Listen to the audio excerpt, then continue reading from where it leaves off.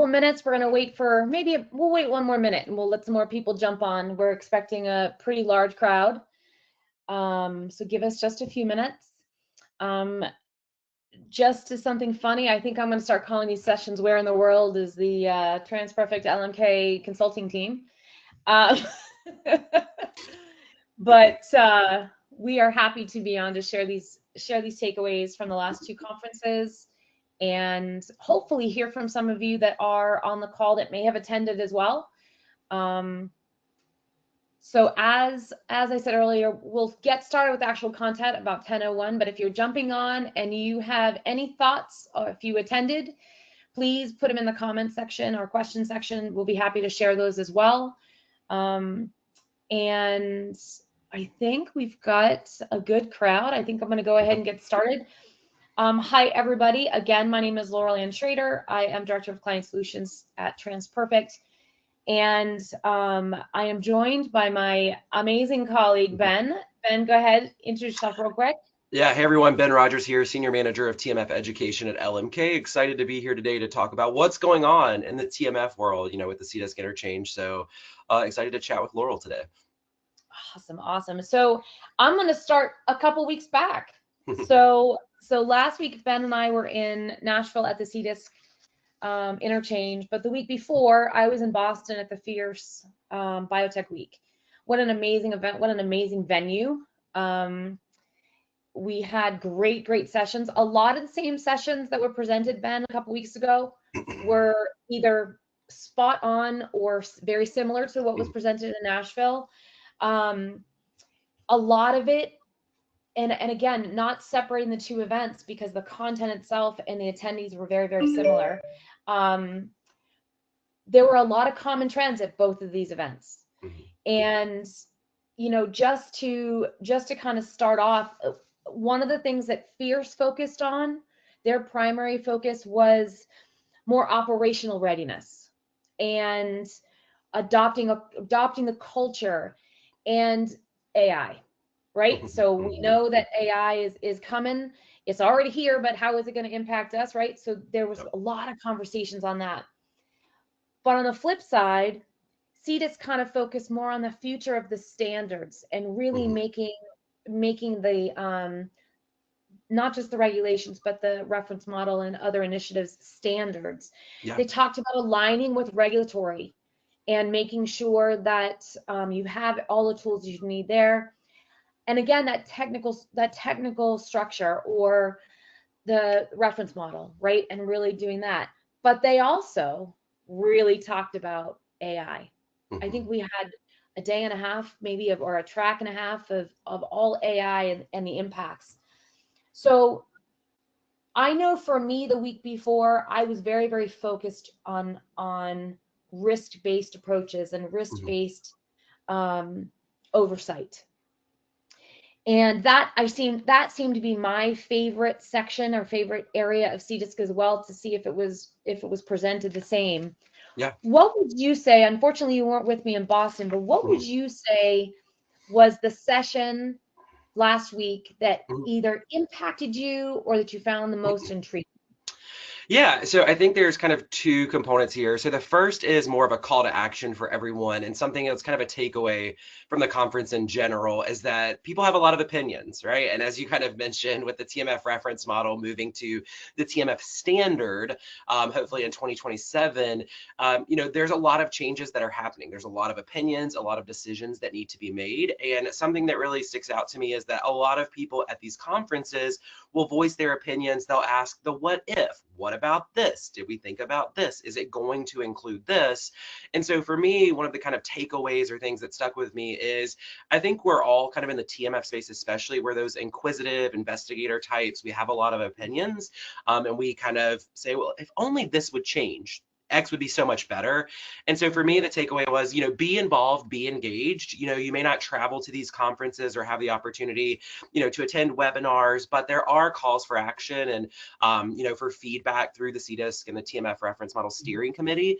So be engaged if you do have that opportunity or that capacity, because we're only going to get to where we want to be or need to be through group involvement, industry involvement. So if there's something you don't like, it can't be changed if you're not actually voicing that. So that's kind of the first thing for me, is just to kind of tell everybody on the webinar, be involved, be engaged. And then I think secondary to me is still just the amount of cultural conversations we have around the TMF. I remember when I started attending conferences almost 10 years ago, culture around the TMF was always, well, how do we get functional areas involved? And we're still kind of asking those same questions of, how do we get that engagement now in the eTMF space, right? Because maybe they're a little bit more hands-off because of AI, or automation or interoperability, those things that are happening. So that was also kind of a standout for me is, how do we continue to engage with those stakeholders outside of the TMF group to ensure that they're filing documentation, that the TMF is complete, things like that. So those are two big things for me. Get involved, get your functional areas to understand the importance of the TMF.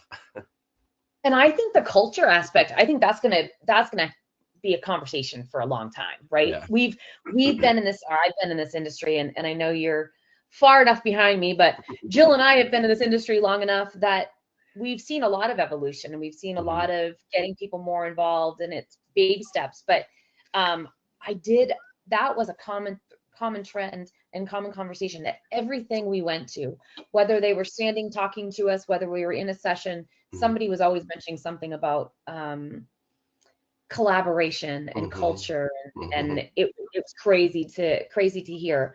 I know for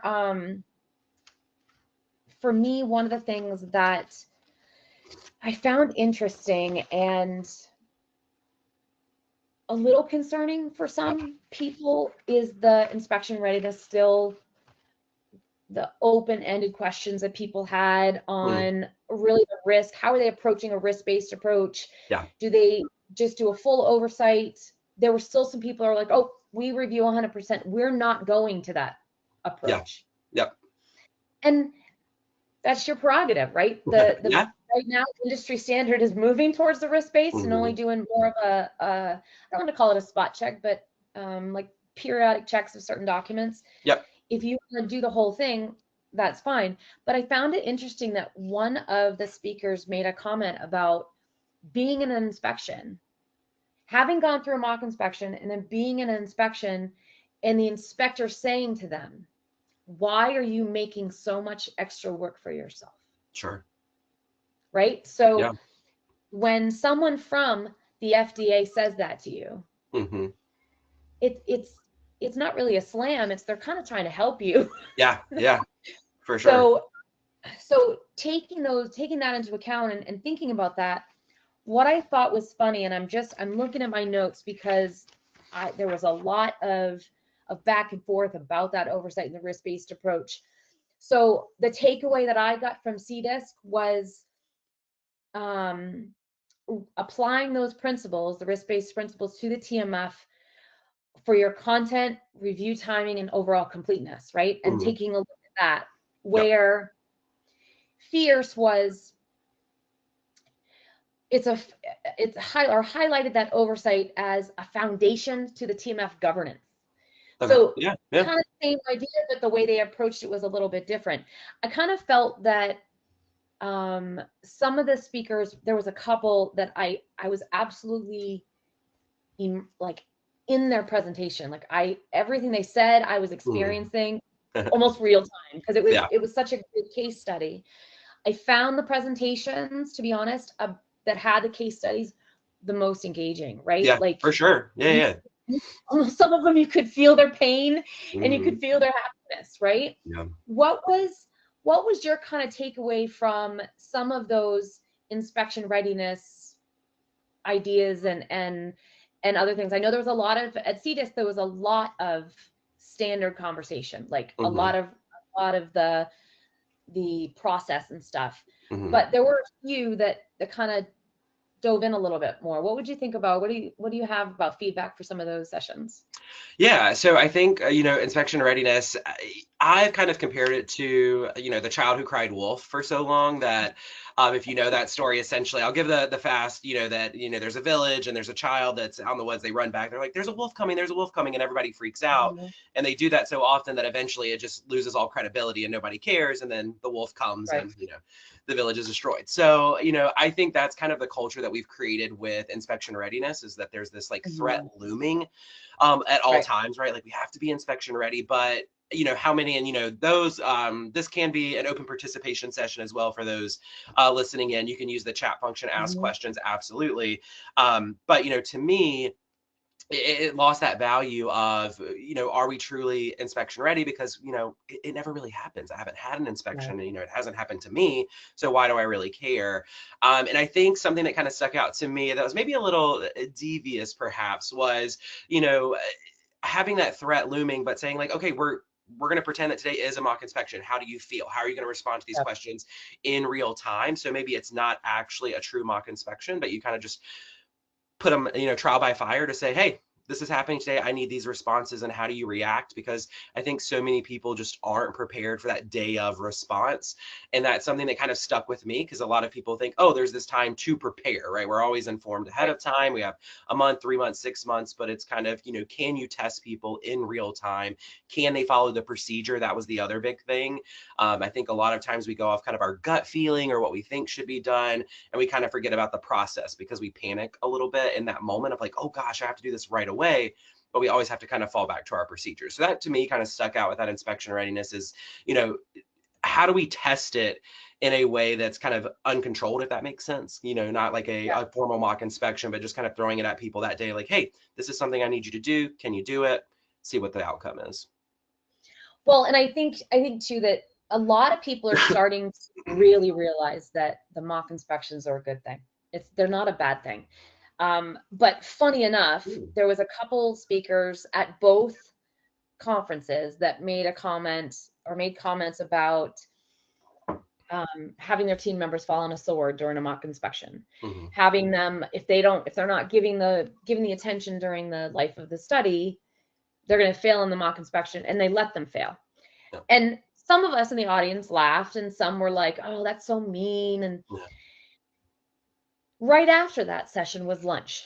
And you and I, and we're going to talk about it in a minute, you and I had the pleasure of presenting a poster. Yeah. And as I was coming to lunch, I was approached by this woman who wanted to tell me something funny about her mock inspection. And it was something that she had learned or something she had heard us say from another takeaway from another conference or something.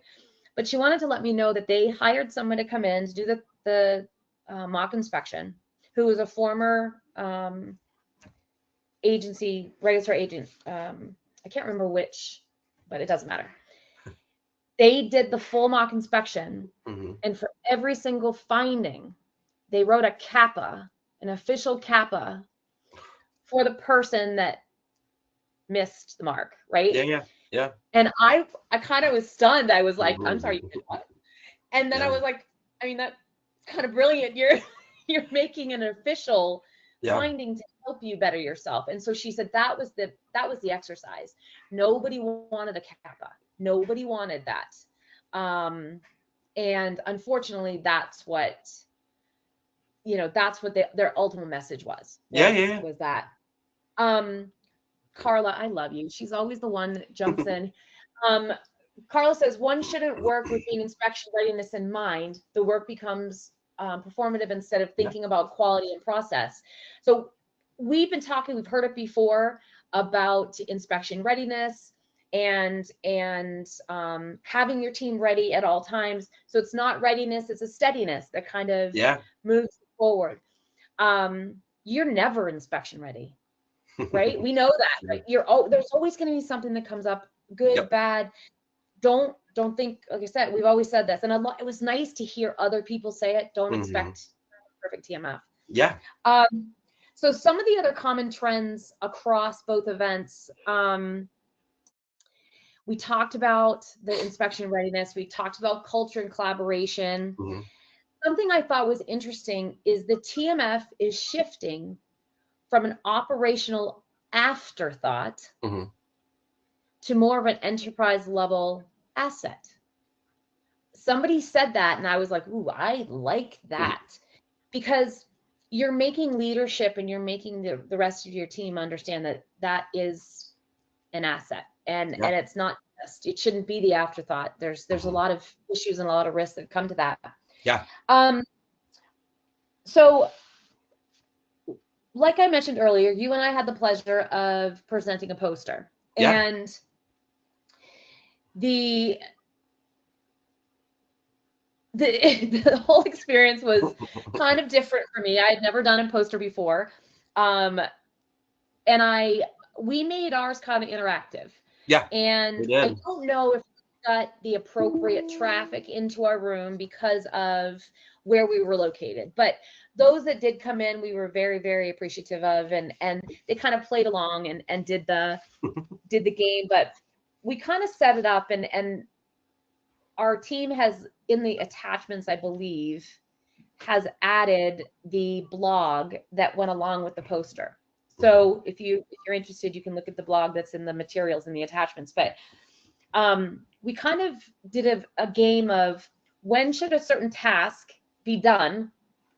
What I thought was funny was there's a lot of people that said resolving, and you could have taken it one or two different ways, but the task was resolving findings. Mm-hmm.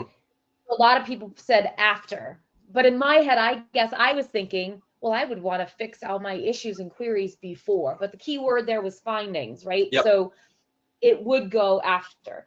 But then the second half was about who had to do those certain tasks. And I thought it was interesting that a lot of people have now really heard the industry talk about the functional areas and moved it.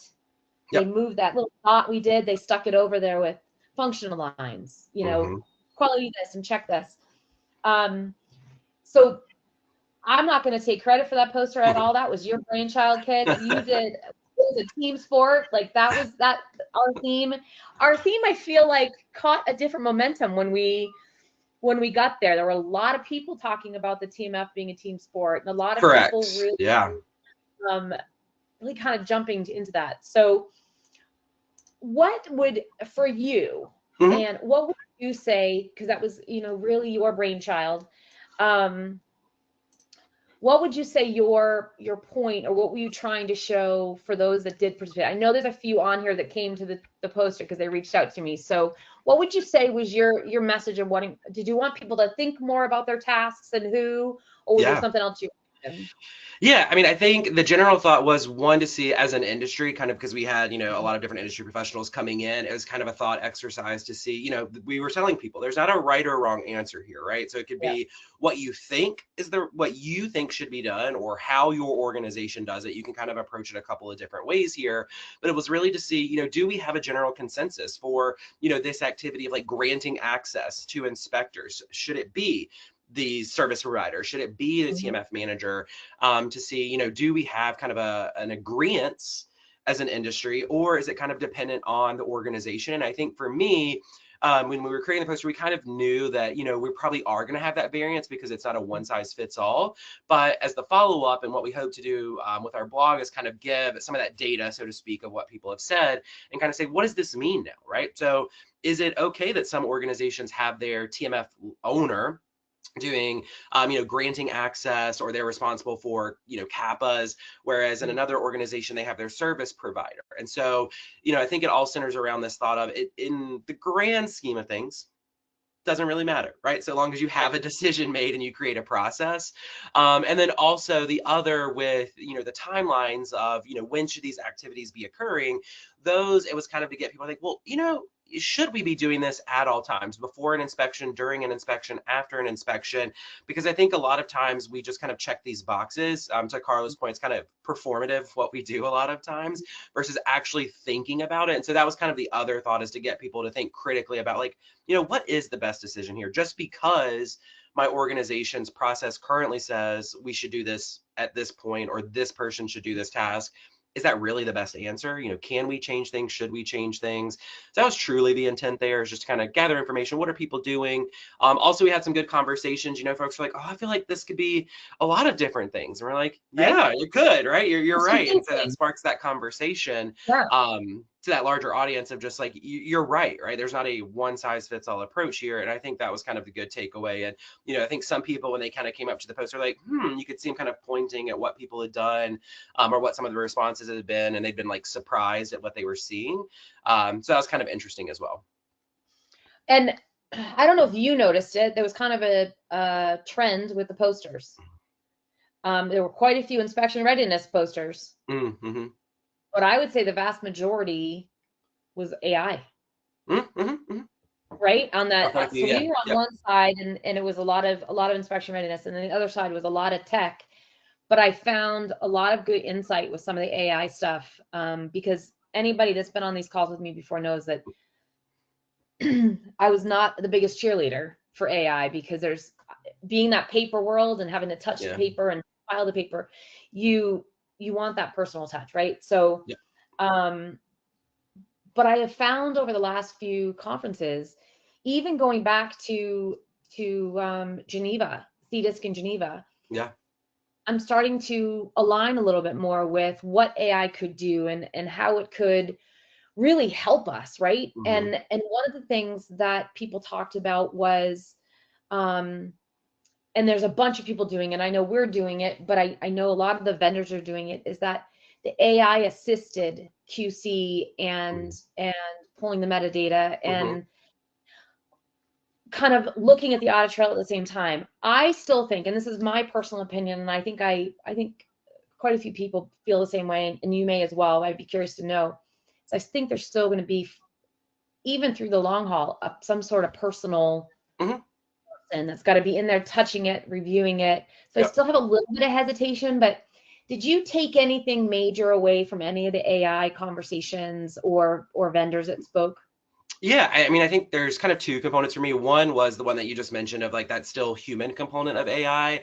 I think a lot of people, when they hear that term, there's obviously fear of like job replacement or job security. Yeah. But a lot of the conversations really do revolve around, managing AI. And we understand that, machines aren't perfect.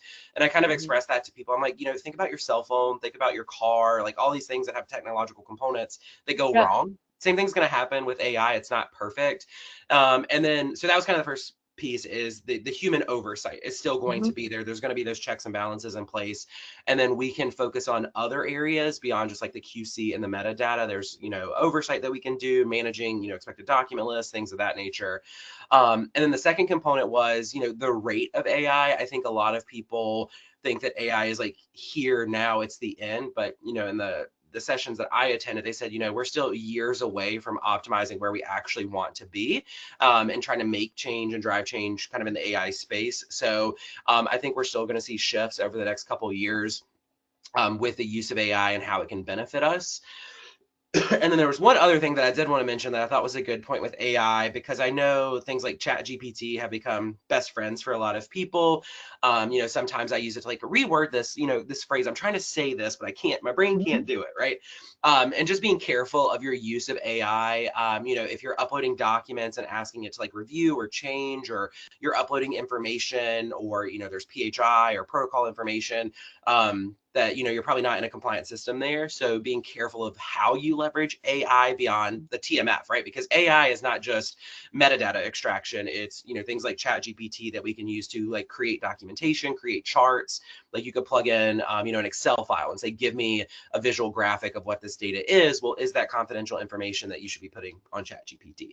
So just kind of be weary of what you put online, right? That digital footprint, what we've always heard with the internet. And I think too, to that point, is you can put something in. We all can put something in ChatGPT and ask for, can I have this reworded? Can I have that reworded? It's now in there. So if I'm going in and I need to pull, I don't know, I'm asking it to write me a paragraph on something, right? Or that data pull, right? Give me a visual. It's not just going to pull. It's still not accurate enough that it's going to pull just your information.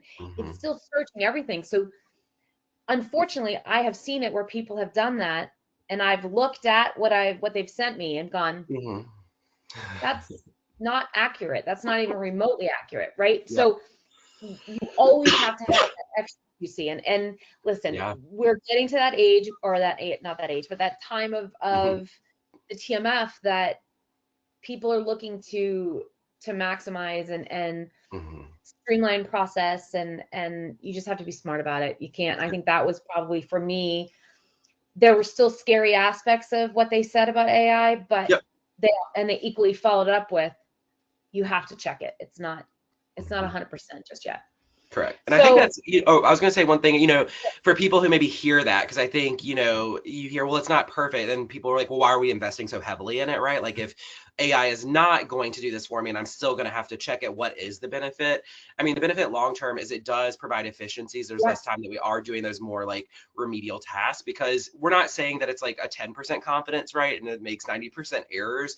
It's still pretty accurate for the implementations that we've seen for metadata extraction and other uses. But there's still, things that get tripped up. We do, we've been in the TMF space for a while. Just imagine somebody bringing you a random document. You're like, ooh, right. I don't know where that should go or what that exactly is. It's still going to happen with computers as well, but the confidence level is pretty high. So for anybody who may hear us say like, oh, there's still going to be a human component, you're like, then why are we wasting all these dollars, in investing in AI? There is that benefit. It is well, and you have to think about it. Nothing is ever just rolled out, or it shouldn't just be rolled out, right? Hopefully. So there's always beta testing and pilot testing and all of that.